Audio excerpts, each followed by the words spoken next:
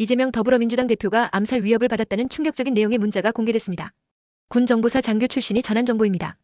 HID 정보사령부 특수임무대와 707 특수요원들이 러시아제 권총을 밀수해 이재명 대표를 암살할 계획을 세우고 있습니다. 이 문자 단순한 장난일까요? 아니면 실제 위협일까요? 오늘은 이재명 대표를 둘러싼 암살 계획 논란을 짚어보겠습니다. 이 문자 정말 신빙성이 있나? 최근 더불어민주당 의원들에게 위와 같은 문자 메시지가 발송되었습니다. 발신자는 군 정보사 장교 출신이라 주장하며 특정 특수부대가 이재명 대표를 타겟으로 암살을 준비 중이라는 내용이 담겨 있었습니다. 문자가 공개되자 민주당 내부는 즉각적인 대응에 나섰습니다. 대표님의 신변 보호 조치를 강화해야 한다. 이 문자 가짜 정보일 가능성이 높다.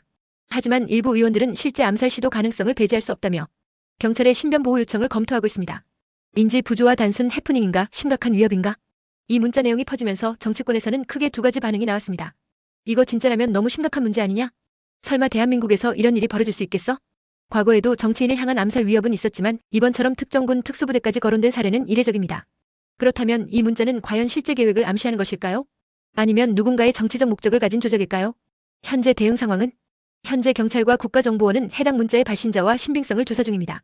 민주당 지도부는 경찰의 공식적인 신변 보호 요청을 검토하고 있습니다. 경찰은 문자 발신자를 추적 중이며 허위 사실 유포 가능성도 염두에 두고 있습니다. 박지원 전 국정원장도 같은 내용을 담은 문자를 받았다고 밝혀 추가적인 조사가 필요한 상황입니다.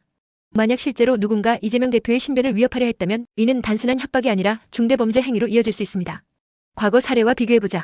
비슷한 사례를 살펴보면 유명 정치인들을 향한 암살 위협은 간혹 발생했습니다. 박근혜 전 대통령 역시 과거 신변 위협을 받았던 적이 있습니다. 문재인 전 대통령도 재임 중 협박 편지를 받은 사례가 있죠. 심지어 윤석열 대통령도 후보 시절 특정 단체로부터 공격 위협을 받은 바 있습니다. 하지만 대부분의 경우 실제 암살로 이어진 사례는 거의 없었습니다. 그렇다면 이번 문자 역시 실제 실행 가능성이 낮을 가능성이 클까요? 아니면 단순한 해프닝으로 넘기기엔 위험한 상황일까요? 민주당과 이재명 대표의 대응은? 이재명 대표는 해당 문자에 대해 이렇게 입장을 밝혔습니다. 일부 몰지각한 사람이 있을 수 있지만 대체적인 국민 수준을 믿는다. 즉 일부 극단적인 시도를 하는 사람들이 있을 수 있지만 대한민국의 민주주의와 법치주의를 신뢰한다는 의미로 해석됩니다. 하지만 민주당 내부에서는 경호 강화가 필요하다는 주장도 강하게 나오고 있습니다.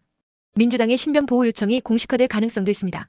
경찰 수사가 진행되면서 실제 범인이 특정될 가능성도 배제할 수 없습니다. 앞으로 어떻게 될까?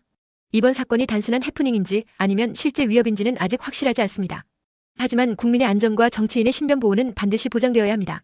현재 경찰이 수사를 진행 중이므로 빠른 시일 내에 사실관계가 밝혀질 가능성이 높습니다. 여러분은 이번 사건을 어떻게 보시나요?